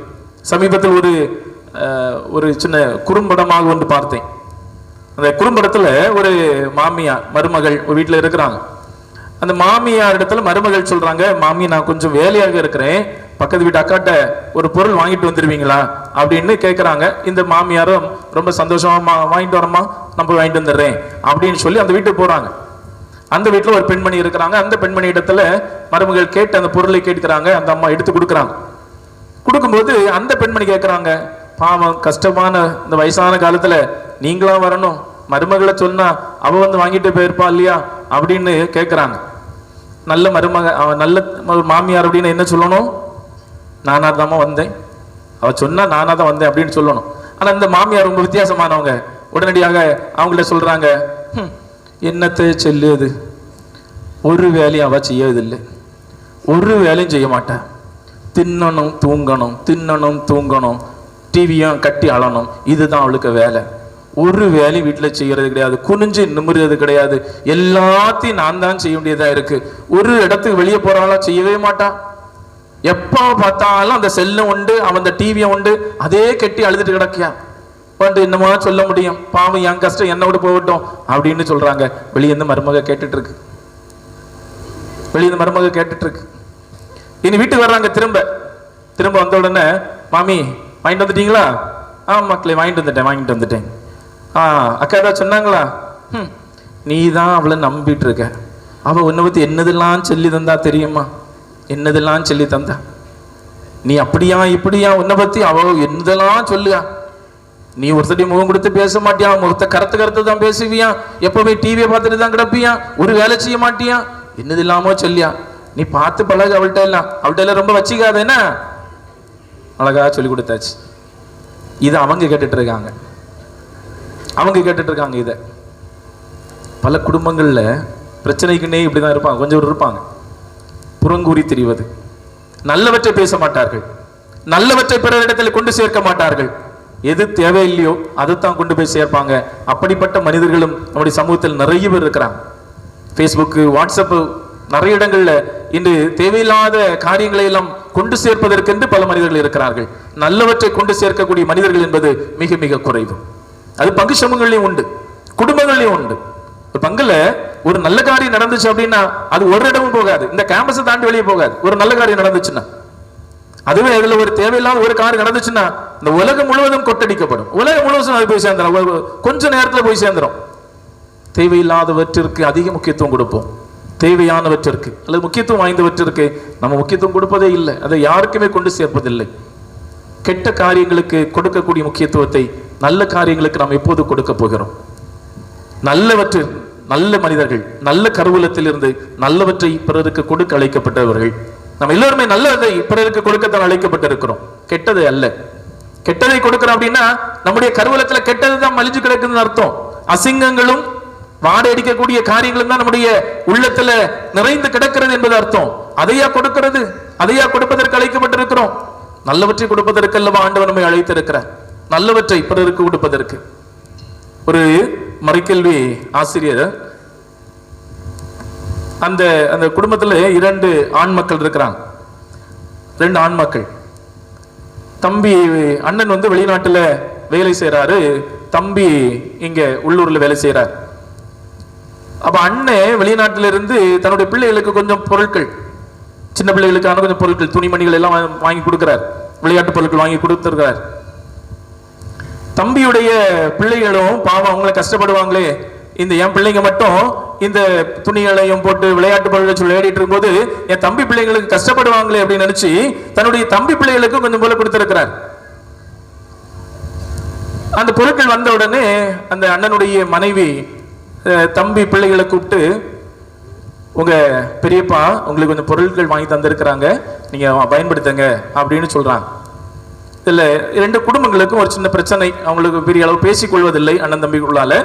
2 பேருக்கும் ஒரு சின்ன பிரச்சனையின் மத்தியில அவங்க பேசாம இருக்கிறாங்க. ஆனா பிள்ளைங்க பேசிக்குவாங்க. கொஞ்ச நேரத்துல அங்கிருந்து அந்த பிள்ளைங்க அழுத முகத்தோடு கொண்டு போன பொருட்களை எல்லாம் கொண்டு திரும்ப வந்தாங்க. பெரியம்மா பெரியம்மா அப்படின்னு கூப்பிட்டு பெரியம்மாட்ட பொருள் எல்லாம் கொடுத்தாச்சு. என்ன, எங்க அம்மா வந்து வாங்கப்படாதுன்னு சொன்னாவ, நீங்களே வச்சுக்கணுமா அப்படின்னு சொல்லி அந்த பிள்ளைங்க அழுத முகத்தோடு கொடுக்குறாங்க. அங்க உள்ள இருந்து ஒரு குரல் ஒலிக்கிறது. சாமுவேலுக்கு ஒரு குரல் ஒலிச்சு இல்லையா, சாமுவேலே சாமுவேலே அப்படின்னு எல்லாம் ஒரு குரல் ஒலிச்சு இல்லையா, அதே மாதிரி அங்க இருந்து ஒரு குரல், எவ்வளவுக்கு வீட்டுக்கு பொருளும் இந்த நடைக்குள்ள வரப்படாது. இதை நான் கொஞ்சம் டீசெண்டா சொல்றேன், ஆனா வந்த வார்த்தைகள் வேறு, நீங்களே புரிஞ்சுக்கணும். அதெல்லாம் இந்த நடைக்குள்ள வரப்படாது, எதுவும் இந்த நடைக்குள்ள வரப்படாது அப்படின்னு. அந்த நடைக்குள்ள வரக்கூடாது அப்படின்னு சொன்ன அந்த பெண்மணி ஒரு மறைக்கல்வி ஆசிரியை. ஞாயிற்றுக்கிழமை மறைக்கல்வி வகுப்புல சொல்லிக் கொடுக்குறாங்க, நம் அனைவரும் அன்பாக இருக்க வேண்டும், நம் அனைவரும் பிறரை மன்னிக்க வேண்டும், நாம் அனைவரும் பிறருக்கு உதவிகள் செய்ய வேண்டும். யார்கிட்ட சொல்லிக் கொடுக்குறாங்க? தன்னுடைய மறைக்கல்வி பிள்ளைகளுக்கு சொல்லிக் கொடுக்குறாங்க. எப்படி? நம்ம எல்லோரும் அன்பாக இருக்க வேண்டும். கிறிஸ்து அன்பாக இருக்கிறார், நம்ம அன்பாக இருக்க வேண்டும். கிறிஸ்து எல்லோரையும் மன்னித்தார், நாம் மன்னிக்க வேண்டும். எல்லாம் சொல்லிக் கொடுக்குறாங்க. ஆனா தன்னுடைய வீட்டுல தன்னுடைய சொந்த உறவிலிருந்து வந்த ஒரு பொருளை பெற்றுக் கொள்வதற்கு தடை. தன்னுடைய பிள்ளைகளிடத்துல ஒரு விஷத்தை ஏற்படுத்தினாங்க. அந்த வீட்டுல உள்ள சாமானத்தை வாங்காத, அந்த வீட்டுல இருந்து எது வந்த வீட்டுக்குள்ள வரக்கூடாது, கெட்ட ஒரு எண்ணத்தை அந்த வீட்டுல யார்கிட்ட பேசாத, விஷத்தை ஏற்படுத்தி விட்டு, விஷத்தை அந்த பிள்ளைகளுக்கு கொடுத்து விட்டு இங்க வந்து ரொம்ப பளபளக்கக்கூடிய மொழிகள்ல பேசுறாங்க. என்ன? அவங்களுக்கு எல்லாரையும் அன்பு செய்யணும், எல்லாரையும் மன்னிக்கணும், விட்டு கொடுத்து வாழணும் சொல்றாங்க. அந்த வாழ்க்கையில் இல்லை, வாழ்க்கையில் இல்லை அதெல்லாம்.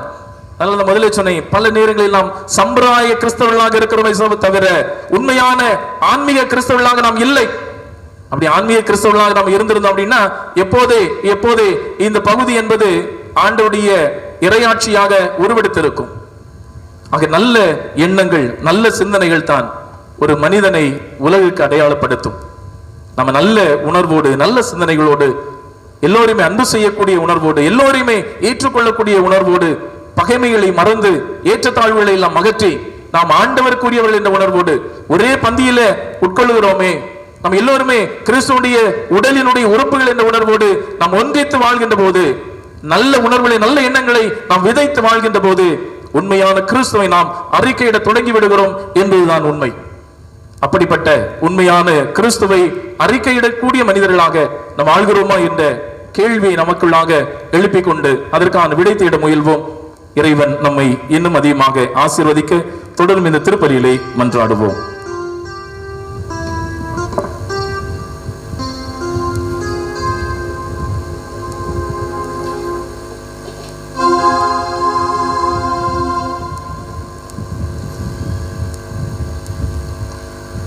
அன்பார்ந்தவர்களே,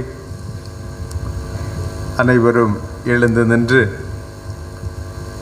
நம்முடைய கடவுள் நம்மை அன்பு செய்கிறவர், நம்மை வழி நடத்தக்கூடியவர், நல்லதை எப்போதும் நமக்கு பொழியக்கூடியவர், அந்த தந்தையிடம் நம்முடைய வேண்டுதல்களை நம்பிக்கையோடு சமர்ப்பிப்போம்.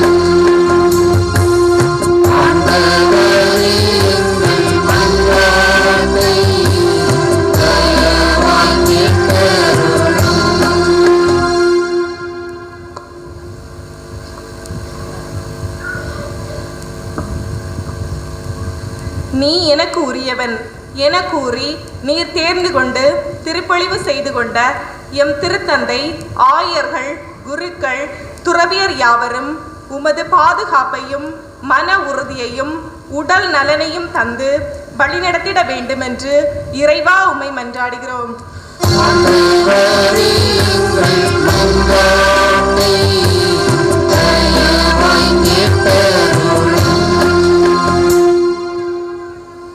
அடியாரின் பிள்ளைகள் பாதுகாப்பாக வாழ்வார்கள் என ஆசி வழங்கிய இறைவா, இவ்விழாவில் பங்கேற்க முடியாமல் வெளியூர்களிலும் வெளிநாடுகளிலும் தங்கி பணி செய்யும் எமது பிள்ளைகளை பாதுகாத்து வழிநடத்திட வேண்டும் என்று இறைவா உம்மை மன்றாடுகின்றோம்.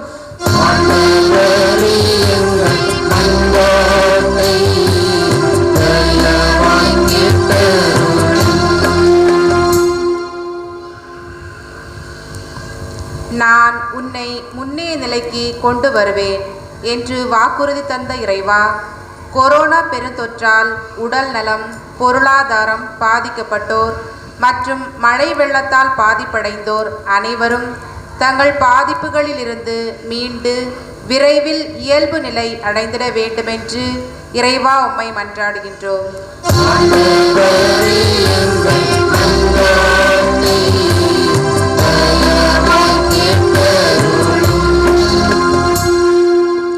எண்ணங்களை மனிதர்கள் எண்ணலாம், ஆனால் எதற்கும் முடிவு தருபவர் இறைவனே என்ற இறை வார்த்தைக்கு ஏற்ப செயல்படுத்தும் இறைவா, திட்டமிட்ட எங்கள் எண்ணங்கள், ஏக்கங்கள், எதிர்பார்ப்புகள் நல்ல முறையில் நிறைவேறிட அருள் தர வேண்டும் என்று இறைவா உம்மை மன்றாடுகிறோம்.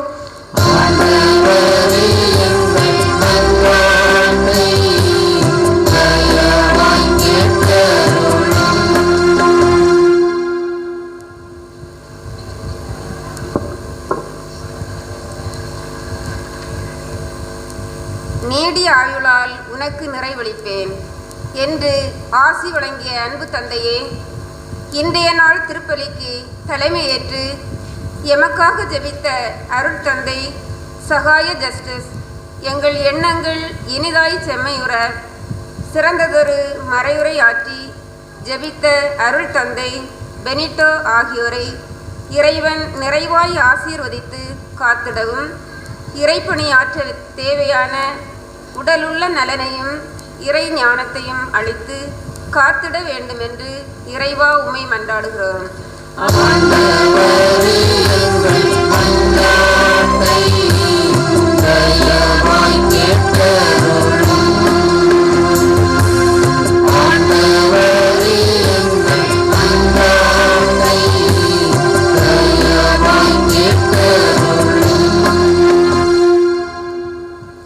நம் ஒவ்வொருவருடைய தனிப்பட்ட தேவைகளுக்காகவும் நம்முடைய குடும்ப தேவைகளுக்காகவும் அமைதியாக ஜெபிப்போம்.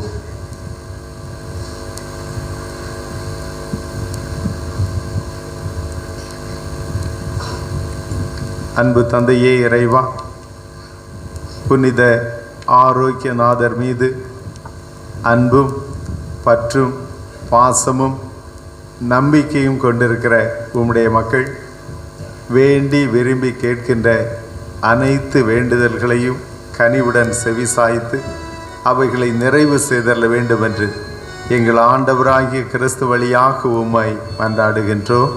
ஆமென்.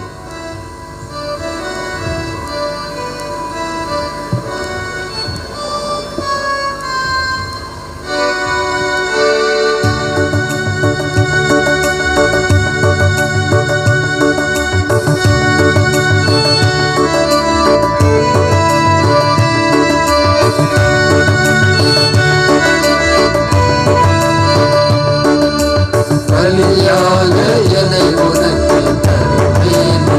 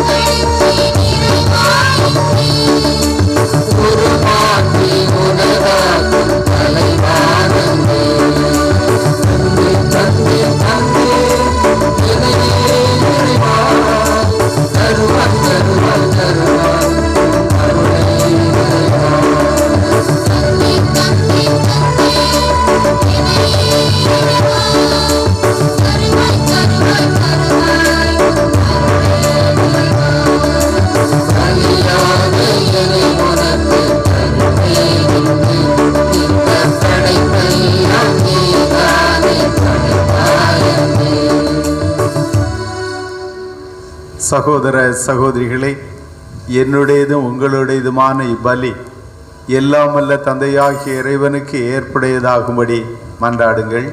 ஆண்டவர் தமது பேரின் புகழ்ச்சிக்காகவும் மாட்சிக்காகவும் நமது நன்மைக்காகவும் புனித அவை அனைத்து நலனுக்காகவும் உமது கையிலிருந்து இப்பலியை ஏற்றுக்கொள்வாராக. ஆண்டவரே, புனித ஆரோக்கிய நினைவு கொண்டாட்டத்தில் காணிக்கைகளை ஒப்பு கொடுத்து உம்மை வேண்டுகின்றோ. நம்பிக்கையாளருக்கு அமைதி ஒற்றுமை ஆகிய கொடைகளை தாராளமாய் வழங்குவீராக. எங்கள் ஆண்டவராகிய கிறிஸ்து வழியாக உம்மை மன்றாடுகின்றோ.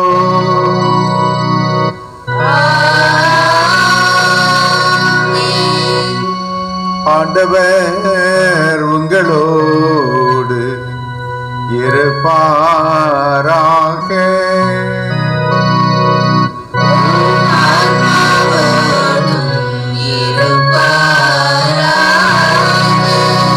இதயங்களை மேலே எழுப்புங்கள்.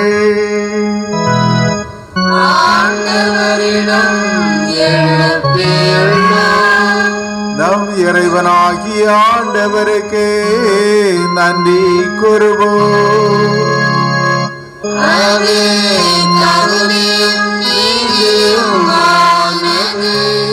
ஆண்டவரே, தூயவரான தந்தையே, என்றுமுள்ள எல்லாமல்ல இறைவா, எங்கள் ஆண்டவராகிய கிறிஸ்து வழியாக எந்நாளும் எவ்விடத்திலும் நாங்கள் உமக்கு நன்றி செலுத்துவது மெய்யாகவே தகுதியும் நீதியுமாகும். எங்கள் கடமையும் மீட்புக்குரிய செயலுமாகும். ஏனெனிலும் புனிதர்களின் வியத்தகு சாட்சியத்தாம் உமது திரு அவை என்றும் புதிய ஆற்றல் பெற்று வளமடைகின்றது. இவ்வாறு எங்கள் மீது நீர் கொண்டிருக்கும் பரிவன்பை தெள்ள தெளிவாக காட்டுகின்றீர். மேலும் எங்களது மீட்பின் மறை நிகழ்வை நாங்கள் நிறைவேற்றுவது புனிதர்களின் சிறப்புமிக்க எடுத்துக்காட்டால் தூண்ட பெற்று அவர்களது தகுந்த பரிந்துரையால் என்று ஊக்கம் பெறவும் அருளுகின்றீர். ஆகவே ஆண்டவரே, வானக தூதர் புனிதர் அனைவரோடும் நாங்களும் சேர்ந்து உமது பெருமையை பறைசாற்றி அக்களிப்புடன் சொல்வதாவது: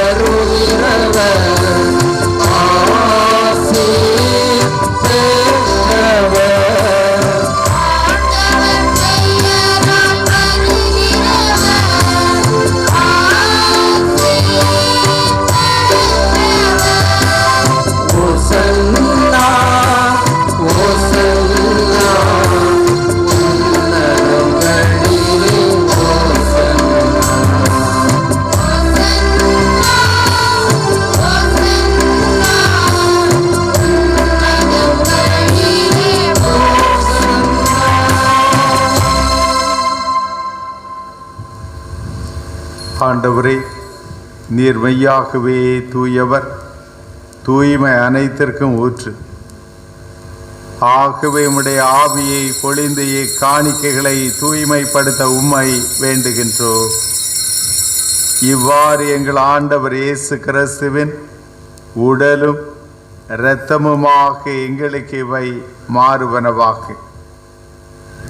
அவர் பாடுபட உளம் கனிந்து தம்மை கையளித்த போது அப்பத்தை எடுத்து நன்றி செலுத்தி அதை பிட்டு தம் சீடர்களுக்கு அளித்து கூறியதாவது: அனைவரும் இதிலிருந்து பெற்று உண்ணுங்கள், ஏனெனில் இது உங்களுக்காக கையளிக்கப்படும் என் உடல்.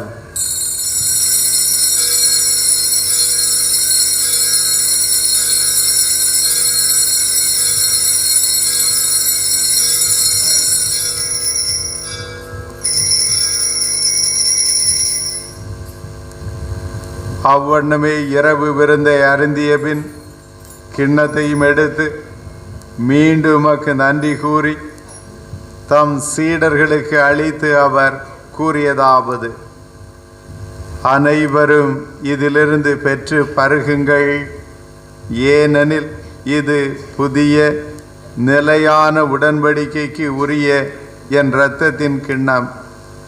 இது பாவ மன்னிப்புக்கென்று உங்களுக்காகவும் பலருக்காகவும் சிந்தப்படும். இதை என் நினைவாக செய்யுங்கள்.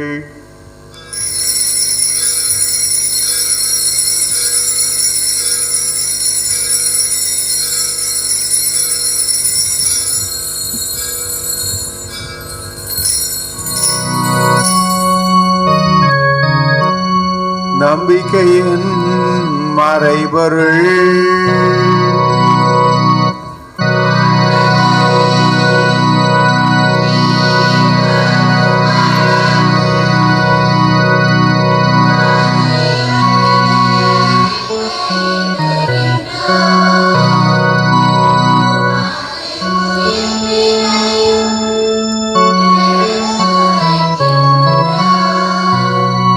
ஆகவே ஆண்டவரை, நாங்கள் கிறிஸ்துவின் இறப்பினையும் உயிர்ப்பினையும் நினைவு கூர்ந்து வாழ்வு தரும் அப்பத்தையும் மீட்பளிக்கும் கிண்ணத்தையும் உமக்கு ஒப்பு கொடுக்கின்றோம். உம் திருமுன் நின்று உமக்கு ஊழியம் புரிய தகுந்தவர்களென எங்களை ஏற்றுக்கொண்டீர். எனவே உமக்கு நன்றி செலுத்துகின்றோம். மேலும் கிறிஸ்துவின் உடலிலும் இரத்தத்திலும் பங்கு கொள்ளும் எங்களை தூய் ஆவியார் ஒன்று சேர்க்க வேண்டுமென உம்மை தாழ்மையுடன் மன்றாடுகின்றோம். ஆண்டவரே, உலகெங்கு பரவியிருக்கும் உமது திரு அவையை நினைவு கூர்ந்தருளும். எங்கள் திருத்தந்தை பிரான்சிஸ், எங்கள் மறைமாவட்ட அப்போஸ்தலிக்க பரிபாலகர் மேதகு அந்தோணி பாப்புசாமி ஆண்டகை, எல்லா திருநிலையினர் மற்றும் பொதுநிலையினர் ஆகிய அனைவரோடும் உமது திரு அவை அன்பில் நிறைவு பெறச் செய்தருளும். அன்பு தந்தை இறைவா, இன்றைய பலியை நன்றி பலியாகவும் வேண்டுதல் பலிகளாகவும் ஒப்புக் கொடுக்கின்ற ஒவ்வொரு குடும்பத்தையும் நிறைவாக ஆசீர்வதித்தருளும். குறிப்பாக இன்றைய நாள் வழிபாட்டிலே சிறப்பிக்கக்கூடிய அன்பிய இறை மக்கள் ஒவ்வொருவரினுடைய குடும்பத்திலும் நிறை அன்பும் இறை அன்பும் நிறைவாக தங்கி இருக்க செய்தருளும். அன்பு ஆண்டவரே, எங்களுடைய பங்கு சமூகம் முழுவதையும் உம்முடைய பாதுகாப்பையும் பராமரிப்பையும் எதிர்நோக்கி இருக்கின்றது. ஆகவே உம்முடைய பாதுகாப்பையும் பராமரிப்பையும் நிறைவாக கொடுத்து எங்களுடைய பங்கு சமூகத்தை காக்க வேண்டும் என்று சிறப்பாக மன்றாடுகின்றோம். மேலும் உயிர்த்தலும் எதிர்நோக்குடன் துயில்கொள்ளும் எங்களுடைய சகோதர சகோதரிகளையும் இறந்தோர் அனைவரையும் இரக்கத்துடன் நினைவு கூர்ந்து மது திருமுக வழியினுள் ஏற்றருளும். எங்கள் அனைவர் மீதும் இரக்கமாயிரும். கடவுளின் கன்னித்தாயான புனித மரியா, அவருடைய கணவரான புனித யோசேப்பு, புனித திருத்தூதர்கள், புனித ஆரோக்கியநாதர், இவ்வுலகில் உமக்கு உகந்தவராய் இருந்தோராகிய புனிதர் அனைவருடனும் நாங்கள் நிலை வாழ்வில் பங்கு கொள்ளும் தகுதி பெற்று உன் திருமகன் இயேசு கிறிஸ்து வழியாக உம்மை புகழ்ந்தேத்தும் வரமருள உமை மன்றாடுகின்றோம்.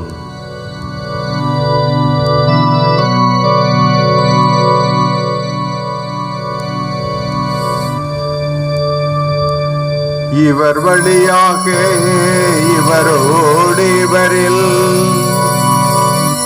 எல்லாம் வல்ல இறைவனாகிய தந்தையே,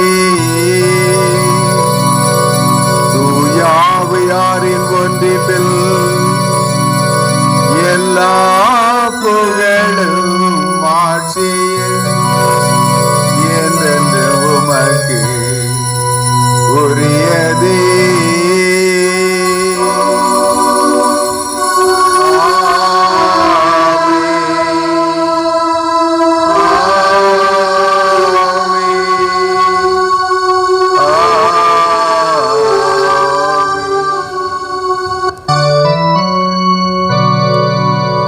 இறை மகனேசு போதித்தவாறு இவ்வுலகில் இறையாட்சி வர வேண்டும் என்று மன்றாடுவோம்.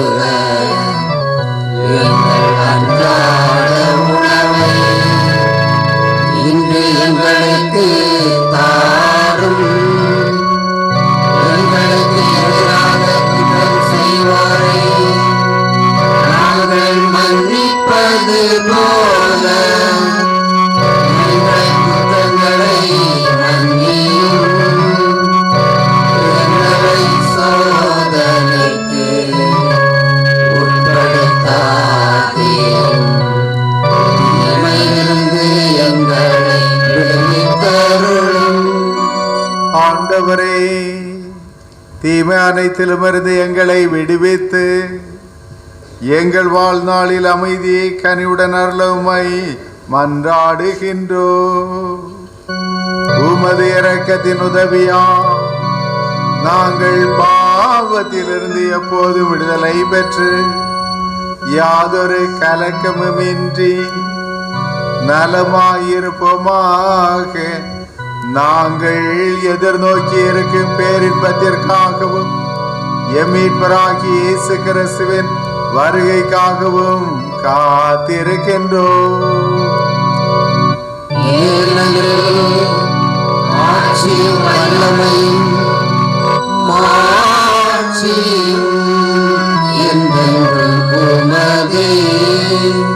ஆண்டவராகிய இயேசு கிறிஸ்துவே, அமைதியை உங்களுக்கு விட்டு செல்கின்றேன், என் அமைதியையே உங்களுக்கு அளிக்கின்றேன் என்றும் திரு தூதர்களுக்கு மொழிந்தீரே.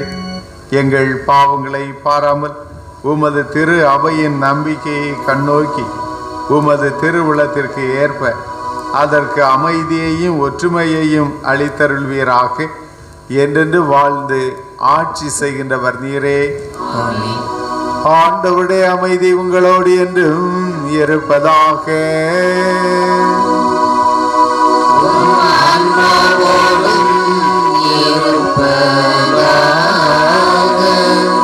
இறைவன் தருகின்ற அமைதியை ஒருவர் மற்றவரோடு பகிர்ந்து மகிழ்வோம்.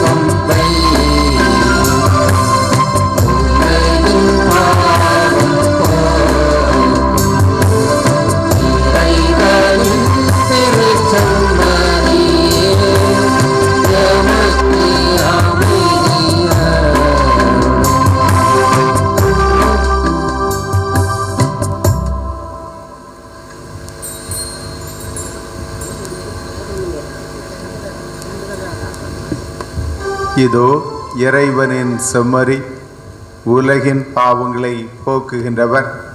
செம்மறியின் விருந்திற்கு அழைக்க பெற்றோர் பேறு பெற்றோர். ஆண்டவரே, நீர் நிலத்தில் எழுந்தருள நான் தகுதியற்றவள். ஆனால் ஒரு வார்த்தை மட்டும் சொல்லியருளும், எனது ஆன்மா நலமடையும். ஆண்டவரே,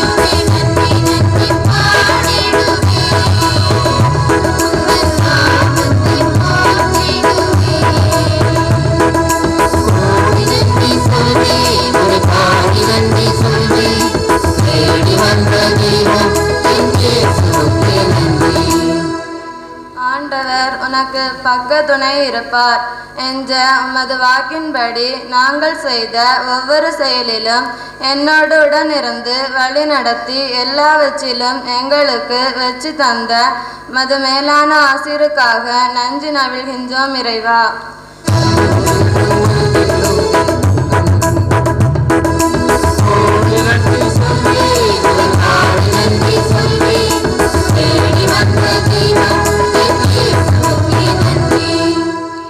நீரோடைகள் ஓரமாய் உன்னை நான் நடத்திட செய்வேன் என்று ஆசி வழங்கிய இறைவா, நீர் எங்களுக்கு தந்த செல்வங்கள், இயற்கை வளங்கள், நீர்வளம், நிலபுலன்கள் இவற்றுக்காக உமக்கு நன்றி கூறுகிறோம் இறைவா.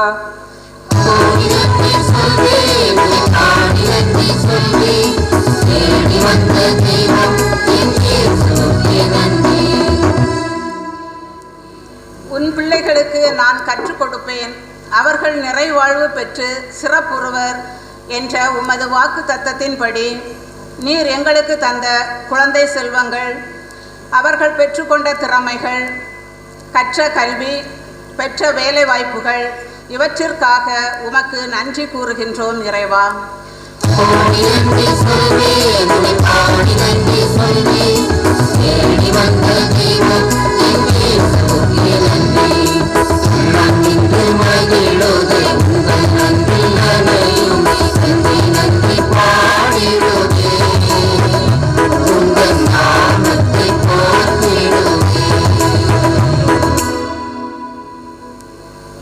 இவர்களே, இன்றைய நாளிலே சிறப்பான விதத்திலே மீண்டும் ஒரு நாளாகிய இன்று இறைவன் முழுவதுமாக நம்மை ஆசீர்வதித்து எந்த ஒரு மலையினுடைய இடையூறும் இல்லாமல் இந்த திருப்பலியை நடத்துவதற்கு தூய ஆரோக்கியநாதரனுடைய பரிந்துரை வழியாக இறைவன் நம் ஒவ்வொருவருக்கும் ஆசிரை நிறைவாக கொடுத்து கொண்டிருக்கின்றார் என்பதை இறைவன் இந்த ஒரு செயல்பாட்டின் வழியாக நம் ஒவ்வொருவருக்கும் வெளிப்படுத்தி இருக்கின்றார். ஆகவே இறைவனுக்கும் தூய ஆரோக்கியநாதருக்கும் சிறந்த விதத்திலே நம்முடைய நன்றி பாக்களை தொடர்ந்து ஏறெடுப்பது நம்முடைய கடமையாக இருக்கின்றது. அன்பிற்குரியவர்களே, இன்றைய நாளிலே சிறப்பான விதத்திலே இந்த திருப்பலிக்கு தலைமை ஏற்று நம் ஒவ்வொருவருக்கும் இறை ஆசிரை நிறைவாக பெற்று தந்தவர்கள் அன்பு அருட்தந்தை சகாய ஜஸ்டிஸ் அவர்கள். கண்டன் விளை பங்கினுடைய பங்கு தந்தையாக இருந்து சிறப்பாக அந்த பங்கை வழிநடத்தக்கூடிய ஒரு அருட்தந்தை. ஒரு ஆளுமை எப்படி இருக்க வேண்டும், ஒரு ஆளுமையானது எத்தகைய தன்மையோடு வழி நடத்த வேண்டும் என்பதை நான் அருட்தந்தையிடம் அதிகமாக பார்த்திருக்கின்றேன். அவருடைய சிந்தனைகளும் அதே போல வார்த்தைகளும் செயல்பாடுகளும் ஒரு சிறந்த ஆளுமைக்குரிய ஒரு எடுத்துக்காட்டாகவே நான் பல தருணங்களிலே பார்த்திருக்கின்றேன். இந்த நாளிலே தந்தை அவர்களை இந்த திருப்பலிக்கு ஏற்க வேண்டும் என்று அழைப்பு விடுத்த போது எந்த ஒரு தயக்கமும் இல்லாமல் உடனடியாக வருகின்றேன் என்ற அந்த ஒரு வாக்கை கொடுத்து முழுவதுமாக மன நிறைவோடும் மகிழ்வோடும் வந்து இந்த திருப்பலியிலே நம் ஒவ்வொருவருக்கும் இறை ஆசிரை நிறைவாக பெற்று தந்திருக்கின்றார். ஆகவே தந்தை அவர்களுக்கு நம்முடைய பங்கின் சார்பாக நம்முடைய நன்றிகளை உரைத்தாக்கிக் கொள்ளுவோம். என்னும் இனிதாய் செம்மையுறை வேண்டும் என்ற ஒரு தலைப்பிலே மிக அருமையான சில பல எடுத்துக்காட்டுகளை கொடுத்து வாழ்வியல் விழுமியங்களோடு அதே போல சிந்தனைகள் சேரிய விதத்திலே நம்முடைய உள்ளங்களை தொடும் விதத்திலே இன்றைய மறையுரையை மிகவும் சிறப்பாக அருட்தந்தை பெனிட்டோ அவர்கள் நமக்கு கொடுத்திருந்தார்கள். என்னும் இனிதாக செம்மையுறை வேண்டும் என்று அந்த தலைப்பிற்கு சிறந்த விதத்திலே மற்ற மக்கள் நம்மை பார்த்து அவர்கள் வாழ்வது கிறிஸ்து என்று நம்மை பார்த்து சொல்லக்கூடிய விதத்திலே நம்முடைய எண்ணங்களும் செயல்பாடுகளும் வேறெடுத்து இருக்கின்ற பொழுது உண்மையிலேயே நாம் உண்மை கிறிஸ்தவர்கள் என்று அழைக்க தகுதியுடைய மக்களாக இருப்போம் என்ற ஒரு மேலான கருத்தை தந்தையவர்கள் என்று நம் ஒவ்வொருவருக்கும் கொடுத்திருக்கின்றார். ஆகவே எனும மேல்கரையிலேயோ அல்லது ஏதாவது ஒரு ஊரிலேயோ பட்டறி வெள்ளை மக்கள் யார் என்று கேட்டால் அவர்கள் உண்மையிலேயே கிறிஸ்துவினுடைய மறு பிறவிகள் அல்லது கிறிஸ்துவினுடைய பிள்ளைகள் அல்லது சகோதர சகோதரிகள் என்று சொல்லக்கூடிய அளவிற்கு எங்களுடைய மக்கள் வாழ்வார்கள். அப்படிதானே? நீங்கள் என்ன நாளையிலிருந்து மேல்கரையிலெல்லாம் கேட்கலாம். கேட்டீர்கள் என்றால் கட்டாயமாக அவர்களுடைய பதில் இவ்வாறாக இருக்கும்.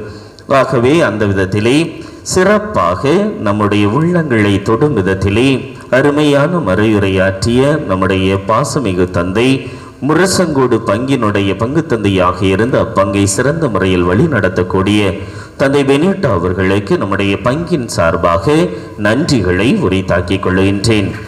நன்றி கூறி மன்றாடுவோமாக.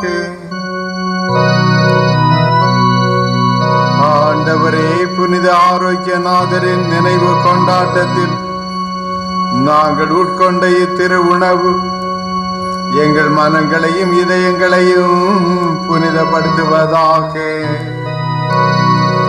அதனால் நாங்கள் உம்முடைய இறையியல்பில் பங்கு பெற தகுதி உள்ளவர்கள் ஆவோமாக. எங்கள் ஆண்டவராகிய கிறிஸ்து வழியாக உம்மை மன்றாடுகின்றோம்.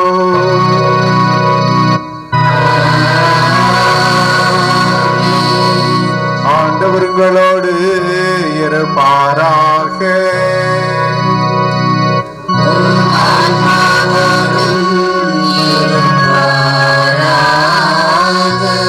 எல்லாம் வல்ல இறைவன் தந்தை மகன் தூயாவியார் உங்கள் அனைவரையும் ஆசீர்வதிப்பாராக.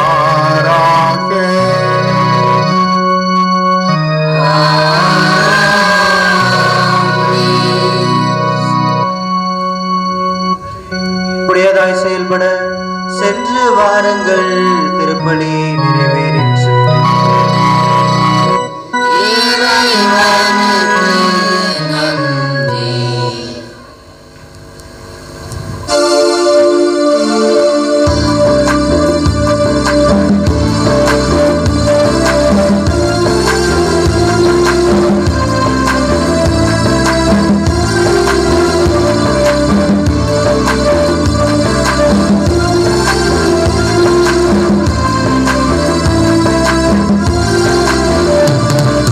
நாடி வந்தோம்